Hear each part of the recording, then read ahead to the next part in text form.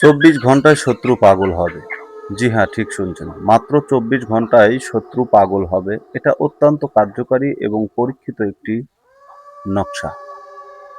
যে নকশাটা আপনাদেরকে স্ক্রিনে আমি দেখাচ্ছি, এটাকে শত্রু পাগল বানানোর জন্য অত্যন্ত কার্যকারী একটি ভূমিকা রাখে। তবে এই তকবিরটি করার জন্য অনেক কয়েকটি নিয়ম রয়েছে। তো আপনাদের সামনে আমি যতটুকু পারি প্রকাশ করার চেষ্টা করব। দেশ ও প্রবাস থেকে কালো জাদু তন্ত্রমন্ত্র এসকে চ্যানেলটি এই মুহূর্তে যারা দেখছেন সকলকে জানাই আন্তরিক প্রীতি ও শুভেচ্ছা, আন্তরিক ভালোবাসা। ভিডিওর শুরুতে জাতিগতভাবে প্রত্যেকটা মুমিন মুসলমান ভাই বোনদেরকে জানাই সালাম, আসসালামু আলাইকুম। হিন্দু দাদা দিদির প্রতি আদাব, অন্যান্য সকল ধর্মের প্রতি আন্তরিক শুভেচ্ছা, অভিনন্দন। আজকে যে বিষয়টা নিয়ে আমি কথা বলছি এটা হচ্ছে শত্রুকে পাগল বানানোর একটি তাবিজ।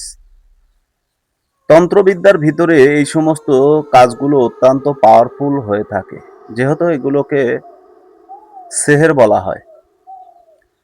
তো কোনো ব্যক্তির উপরে যদি আপনি সেহের করেন তাহলে জেনে বুঝে করতে হবে। আন্দাজে একজনের উপরে, মানে একজন সুস্থ ভালো মানুষের উপরে যদি আপনি সেহের করেন, জাদু করেন, কুফরি করেন, কালো জাদু করেন বা তন্ত্র মন্ত্র লাগান, টুকটাক করেন, এগুলো কিন্তু শরীয়ত সম্মত না। শরীয়তের দৃষ্টিকোণ থেকে আপনাকে কাজ করতে হবে। যেমন একজন ব্যক্তি সাধারণ মানুষদের উপরে জুলুম, নির্যাতন, নিপীড়ন চালায়, মানুষের হক মেরে খায়, মানুষের অর্থ আত্মসাৎ করে খায়, মানুষের উপরে সর্বসময় কটাক্ষভাবে কথা বলে এবং মানুষের ক্ষতি সাধন করে থাকে, বিভিন্ন সময় বিভিন্নভাবে মানুষকে ক্ষতি করে। তো এই সমস্ত লোকগুলো আসলে সামাজিকভাবে তারা খারাপ। সমাজের লোকজন বলতেছে যে এই লোকগুলো খারাপ, তো আপনার কাছেও সেই লোকটা খারাপ, হয়তোবা আপনাকে বেশি ক্ষতিগ্রস্ত করেছে। ঠিক আছে, আপনার হয়তো ক্ষতিটা সংখ্যা বেশি, আপনাকে যে পরিমাণ ক্ষতি করেছে সেই অনুযায়ী ওই লোকটা আপনার কাছে একজন জালিম বা জুলুমকারী। তো এই যে জালিম এবং জুলুমকারী ব্যক্তিকে যদি আপনি আপনার নিয়ন্ত্রণে বা আপনার কথা মতো তাকে পরিচালনা করতে চান, সে কিন্তু সেটা হবে না বা সেটা করবেও না। সে কি করবে, উল্টো আপনার ক্ষতি করার চিন্তা ভাবনা করবে এবং আপনার ক্ষতি করবে। একের পর এক সে ব্যক্তিটা আপনার ক্ষতি করে যাচ্ছে। আপনি তাকে যতই ভালোবাসেন সে আপনাকে ভালোবাসে না। প্রাথমিক অবস্থায় নিষেধ করবেন যে আপনার দ্বারা আমার এই ক্ষতি হয়েছে, আপনি এই ক্ষতিগুলো আর করবেন না।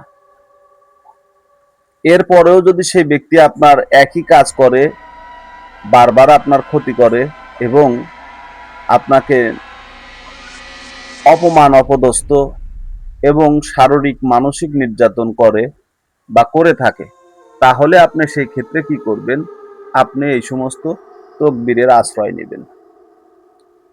ওই অবস্থায় আপনি এই সমস্ত তকবীরের আশ্রয় নিতে পারেন। এছাড়া কিন্তু এই সমস্ত তকবীরের আশ্রয় নেওয়া একেবারেই অনুচিত বলে আমি মনে করি। ঠিক আছে, এছাড়া এই সমস্ত তকবীর করা একেবারেই অনুচিত বলে আমি মনে করি। এখন এরপরেও যদি কেউ এই ধরনের তকবীর করে মানুষের ক্ষতি সাধন করতে চান, তাহলে সেই দায়ভার কিন্তু আপনাকেই বহন করতে হবে।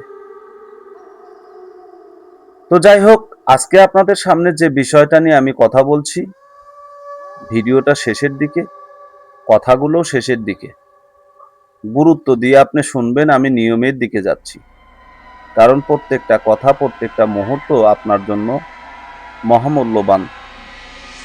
যদি জালিম শত্রুকে আপনি অপদস্থ মানুষের কাছে হেয় করতে চান, তাহলে এই তাবিজটি আপনার জন্য বিশাল একটা ভূমিকা রাখবে, বিশাল একটা ভূমিকা রাখবে। এই তাবিজটি কিভাবে অঙ্কন করবেন? এই তাবিজটি অঙ্কন করার জন্য আপনাকে মেশক, হাব্র, জাফরান কালি ব্যবহার করতে হবে। আর তাবিজটি যখন লিখবেন তখন কালিগুলোকে আপনার গুলে নিতে হবে গোলাপ জল দিয়ে। এই তাবিজটি যখন আপনি কালিটা তৈরি করবেন তখন এই হাব্র জাফরানকে আপনার গোলাপ জলের সঙ্গে মিশ্রণ করে নিতে হবে। মিশ্রণ করে নেওয়ার পর এই তাবিজটা আপনি অঙ্কন করবেন। কখন অঙ্কন করবেন এটা হচ্ছে গুরুত্বপূর্ণ। তাবিজটি অঙ্কন করার জন্য আপনাকে দিন ধার্য করতে হবে শুক্রবার। যখন মসজিদে খুতবা দেওয়ার জন্য ইমাম সাহেব মিম্বরে দাঁড়ায়, কত কত মসজিদে 1:20 খুতবা দেয়, কত মসজিদে 1:30 খুতবা দেয়। তো আপনি 1:20 থেকে শুরু করে আপনি 1:30টার মধ্যে তাবিজটি লেখা শুরু করতে পারবেন। ঠিক আছে?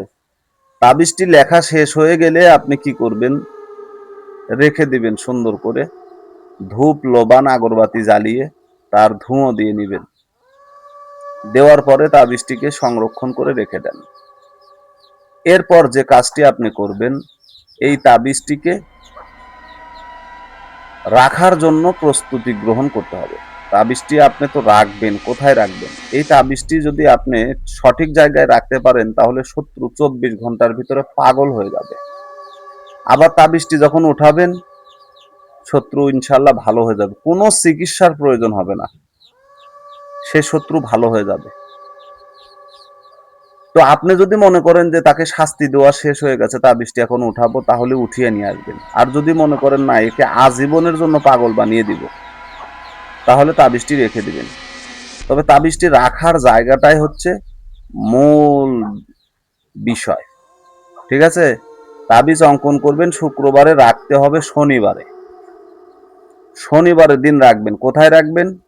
যে সমস্ত লোক শনিবারে ইন্তেকাল করেছে, মারা গেছে, শনিবারে কবর দেওয়া হয়েছে, শনিবারে মারা গেছে, শনিবারে কবর দেওয়া হয়েছে, এই সমস্ত কবরে তাবিজটাকে রেখে দিবেন। যদি এই সমস্ত কবরে তাবিজটাকে রেখে দিতে পারেন, তাহলে যে ব্যক্তির জন্য আপনি ক্রিয়াটা করলেন সেই ব্যক্তি 24 ঘন্টার ভিতরে পাগল হয়ে যাবে, সেন্সলেস হয়ে যাবে, তার কথাবার্তা ঠিক থাকবে না, শরীরে কাপড় থাকবে না, বস্ত্রহীন হয়ে যাবে এবং সে পাগল বেশে রাস্তায় রাস্তায় ঘুরে বেড়াবে। তবে একটা কথা মনে রাখবেন, মানুষকে ক্ষমা করা মহত্বের গুণ। যদি পারেন ক্ষমা করে দিন, বিচারকের কাছে বিচার দিন। আর যদি দেখেন যে না, এর সীমা লঙ্ঘন করেছে, পাপের ঘোড়া ঘুরিয়ে এসছে, তাহলে এই পাপিষ্ট ব্যক্তিকে আপনি এই তকবিরটা করতে পারেন।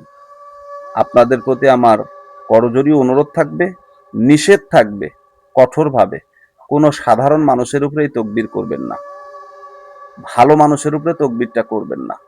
এই যে বাম সাইডে মানুষ রচিত যে নকশাটা দেখছেন, এই নকশাটা অঙ্কন করতে হবে। নিচের যে আরবি লেখাটা দেখছেন, এই আরবি লেখার নকশার নিচে যে ফাঁকা জায়গা, এই ফাঁকা জায়গার ভিতরে আপনি শত্রুর এবং শত্রুর পিতার নাম লিখে দিবেন। এরপরে নিচের আরবি লেখাটা লিখবেন। বাস, আপনার কাজ শেষ। এই নিয়মে যদি আপনি কাজটা করতে পারেন, আল্লাহর রহমতে 24 ঘন্টার ভিতরে শত্রু পাগল হয়ে যাবে। দেশ ও প্রবাস থেকে যে যেখান থেকে আমার চ্যানেলটি দেখছেন, যদি চ্যানেলে নতুন হয়ে থাকেন চ্যানেলটা সাবস্ক্রাইব করবেন, পাশে থাকা বেল আইকনটি বাজিয়ে দিবেন যাতে নিত্য নতুন ভিডিও সবার আগে সবার প্রথম পেতে পারেন। যারা আমাকে দিয়ে কাজ করাতে চান, সরাসরি আমার ইমো হোয়াটসঅ্যাপ নাম্বারে ফোন দিয়ে কথা বলবেন। ভালো থাকেন, সুস্থ থাকেন, আল্লাহ হাফেজ।